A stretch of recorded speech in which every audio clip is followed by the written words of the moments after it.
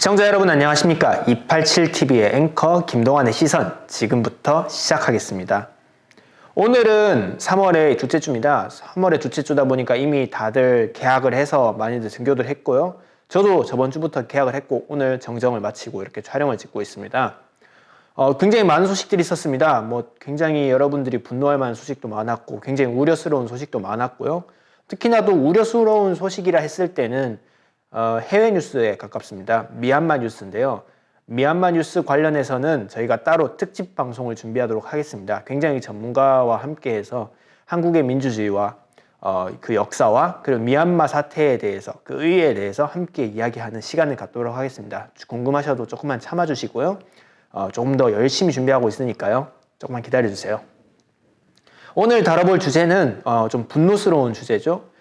우리가 왜 LH 사태로 인해서 도대체 뭐 하는 짓인가 싶은 생각이 들 정도로 이게 우리가 공무원 공기업들이 왜 우리가 보면은 주식도 보면은 금융사 기관사에 계시는 분들은 내부 거래든지 아니면은 최소한 그 주식을 사 모을 때 그 굉장히 많은 컴플라이언스라고 해서 많은 승인 절차를 통과해야 되고요. 그리고 나서 내부 거래에 대해서 굉장히 많은 규제 사항들이 있습니다. 근데 이번 LH 사태를 봤을 때는 그 부동산을 구매함에 있어서 아무런 제약 사항도 없었던 것 같습니다.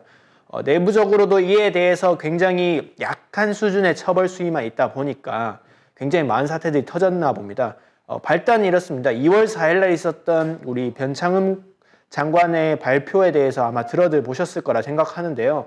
그 발표를 듣고 나서 우리가 이런 기관들이 떴다방 형식으로 우리가 과거에는 여기가 잘 될 곳입니다. 아니면은 기획 부동산 형식으로 해서 우리가 앞으로 생겨날 곳들에 대해서 물색하곤 했는데요. 이번에는 좀 한 수를 넘어섰습니다. 우리가 떴다방 같은 경우에선 그래도 그 관계자는 아니지 않습니까? 그냥 어디서 주워들은 정보 가지고 솔깃할 만한 정보를 말해주겠다 하면서 이렇게 부동산을 쪼개 팔고 굉장히 많이 하죠. 예를 들어서 집 한 채가 있으면은 주인이 한 4-5명 있는 겁니다. 우리가 예를 들어서 딴 곳 같은 경우에서는 우리가 생각했을 때 집을 산다 하면은 집 한 채를 통으로 사는 거고 임대한다 해도 집 한 채를 통으로 임대하는 건데 그분들이 제시한 방안들은 예를 들어서 방 하나는 누구 거, 예를 들어 거실은 누구 거, 아니면 화장실은 누구 거, 부엌은 누구 거, 현관문 앞에 있는 조그만한 신발장은 누구 거 이런 식으로 다 쪼개진 겁니다. 그런 일들이 벌어지는 거를 우리가 그냥 기획부동산의 사기꾼들 혹은 되게 그러한 전문가들 흔히 말하는 전문적으로 아니면 어쨌든 그런 토지 보상 같은 거를 노리거나 아니면 입주권 등을 노리고 하는 행위들을 이야기하곤 했는데요. 그런 상황이 펼쳐짐에도 불구하고 우리가 그런 일들은 그냥 단순히 검찰 조사나 아니면 이들이 시장 교란 행위자로서 처벌을 받을 수 있으니까 그냥 단순히 말하자면은 사기꾼들이고 내가 적당히 걸러들으면은 나한테 피해 올 게 없어 라고 생각하실 수 있었는데 이게 웬일입니까? 이제는 공기업에 있던 공무원 아니면은 공기업에 있는 공무원은 아니죠 정확히는 공기업에 있는 그런 종사자분들이 내부 정보를 이용해서 개발 호재를 듣고 보상을 노리고 땅에 있는 그러한 묘목 같은 것들 있지 않습니까? 묘목을 미리 심어서 보상 금액을 늘리고 그런 시세 차익을 노리고 투자를 하는 투기 형태가 나타났습니다. 이거야말로 투기 아니겠습니까? 우리가 제 집을 마련하려고 사는 건 투기가 아닙니다. 근데 단순히 보상만 바라고 단순히 단기적인 차익을 바라고 갭 투자하고 이게 투기거든요. 근데 이게 정말 우리가 투기를 정말로 범죄시했던 정부가 어떻게 이런 일이 있을 때도 안전장치를 마련하지 못하는 게 굉장히 안타깝기도 하고요. 사실 이번 정부가 말했지 않습니까? 2월 4일날 투자 제한 구역 발표 나기 전에 만약 산 집이 있으면 현금으로 보상하겠다라고 했지 않습니까? 입주권도 안 주겠다고 미리 이렇게 제한을 걸었으면은 내부 정보를 이용해서 샀을 경우 어떻게 할 것이다라는 그런 안전대책 정도는 마련했을 거라고 생각했는데 그런 안전대책조차도 마련되지 못했던 겁니다. 대책 없이 그냥 여기 개발하면 좋습니다라고 해서 공급 쇼크를 만들어내겠습니다 했는데 이렇게 지금 내부 도덕적 해이들이 발생하고 내부 거래를 이용해서 우리가 봤을 때는 단순히 이게 땅을 내가 미리 정보를 알았고 내가 일하면서 얻은 지식과 정보를 통해서 샀다 이런 수준이 아니라 이거 완전히 노리고 이거를 땅을 사버린 겁니다. 미리 묘목을 쫙 깔아놓고 묘목판에다가 하나를 이 가격도 모르니까 이게 가격을 알면은 이거 묘목 그냥 가격을 해서 보상하면 되는 건데 가격을 알지를 못하다 보니까 단순히 그 이전 수목 이전비를 줘서 오히려 보상 금액을 더 늘리는 형태로 우리가 봤을 때는 정말 사자에 가까운 정말 그 타짜스러운 모습까지 보여준 정말 백태를 보여줬는데요. 사실 이 발단 자체도 경실련에서 이걸 참여연대가? 경실련이니까 아무튼 그 시민단체 쪽에서 이걸 알리지 않았다면은 굉장히 이 이슈가 되지 않았을 일인데 쉬쉬하면서 넘어갔었던 것 같습니다. 지금까지 행태들을 봤을 때는 사실 우리가 생각했을 때 범죄라는 인식이 이제는 확실히 있지 않습니까? 증권사 직원들이 내가 먼저 주식을 딱 사고 그리고 나서 기관이나 아니면 주문 들어온 고객의 돈을 이용해서 사서 가격을 올리고 가격 올린 뒤에 자기가 단기로 탁 하고 팔아치우고 한 3에서 5% 정도의 시세 차익을 단기로 먹고 그 다음에 그 손해를 전가해버리는 겁니다. 시장에다가. 그런 식의 매매나 사실 이번 그 LH공사 사태나 다를 게 없거든요.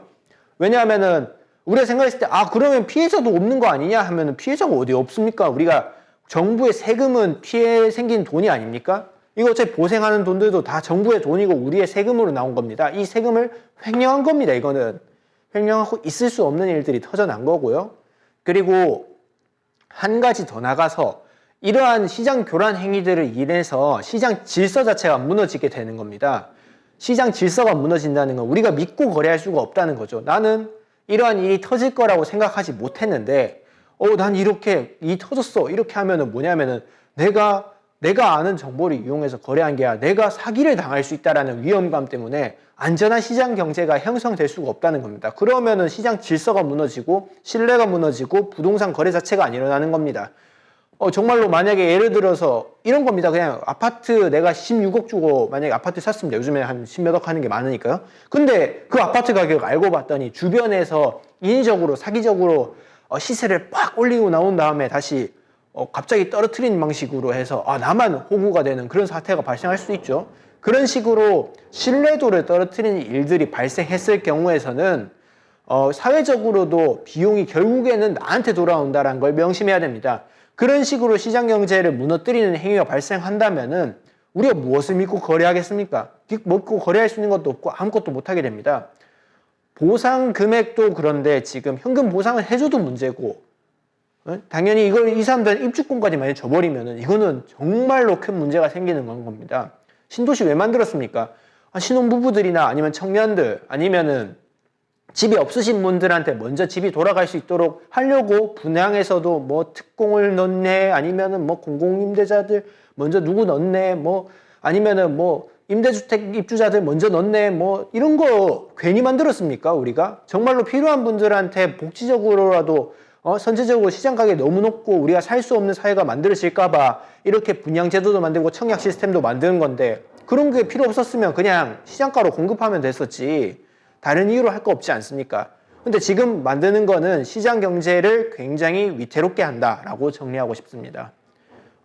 그리고 또 한마디 더 말씀드리자면은 굉장히 그런 이야기 했었지 않습니까? 뭐 NH공사에서 내가 가진 정보로 미리 땅 사는데 그 자유권, 내 자산권 침해하는 거 아니냐? 라고 하면은 헛소리 하지 마십시오. 그런 건 중요하지 않습니다. 1인 1주택만 가지고 이사할 때 2주택 가지는 거면 충분합니다. 자기들이 가졌던 그 부동산이란 거는 결국에는 그 승인을 거치고 승인 절차도 없이 지금 내부 정보를 이용해서 만들어졌기 때문에 이 난리가 나는 겁니다. 나는 그 부동산을 가지는 거에 대해서는 그 개인 자산권이라 생각하기 때문에 그건 문제가 없습니다. 다만 그 과정에 있어서 적절한 조치가 있었냐 없었냐 조차도 없고 지금처럼 내부 정보만을 이용해서 그러한 이런 시장 백태를 드러내는 굉장히 안 좋은 형태로 나타나게 된다면은 내가 지금 10억 보고자 결국엔 사회 전체적으로는 10억 그 이상의 손해를 끼치게 되는 겁니다. 이런 거는 정말 책임감을 가지고 우리가 해야 되고 우리 시민들이 우리 청년들이 그리고 우리 시민단체에서 정말로 열심히 감시를 해야 됩니다. 우리 보면은 왜 정부 단체에서 그 정부 단체를 감시하는 역할은 결국은 시민단체에 있습니다. 이런 일들은 진영 논리나 세대 논리나 빈부격차와 상관없이 굉장히 분노해야 될 측면입니다. 결국에는 그들이 가진 기득권을 이용해서 불공정한 게임을 하고 있는 것입니다. 그 불공정한 게임을 막기 위해서 우리는 계속해서 감시의 눈을 뜨고 그 사람들이 잘하고 있는지 아니면 내가 잘하고 있는지 나 자신 역시도 계속 감시의 대상일 겁니다만 계속해서 우리는 우리 스스로를 통제하고 우리가 어떻게 어긋나지 않을 수 있도록 우리가 함께 사는 사회를 함께 구축할 수 있기 위해서는 함께 노력해야 되기 때문에 함께 잘할 수 있도록 노력해야 됩니다. 맞지 않습니까? 우리가 잘 살고 우리 집 한 채 갖고 싶은 거 정말 당연한 욕구 아닙니까? 내가 편안하게 살 수 있고 의식, 주의 3대 기본 요소 아닙니까? 주거에 대한 욕구는 기본 요소입니다. 우리가 발 뻗고 살 수 있는 집 한 채 정말 갖고 싶습니다. 평생을 일해도 집 한 채 못 가지는 거는 정말로 그 문제 있는 사회라고 할 수도 있습니다. 그런 사회가 원하는 게 아니라 우리가 그래도 안전한 보금자리 하나를 얻을 수 있도록 노력하는 사회가 돼야 되지 않겠습니까? 근데 그러한 작은 소망 하나마저도 사기와 내부 정보 이용과 그리고 나서 그거를 이용한 시세 차익의 수단으로 사용된다면은 굉장히 안타까운 사회가 아닐 수가 없습니다. 정부는 이 사회에 대해 이러한 문제에 대해서 진즉에 해결하지 못한 거에 대해서 굉장히 뼈저리게 반성해야 되고 이러한 사태가 발생했기 때문에 다시는 이러한 일이 없도록 통제를 해야 되고 그리고 우리 모두가 이런 의식을 문제의식을 가져야지만 이런 문제를 해결할 수가 있는 겁니다.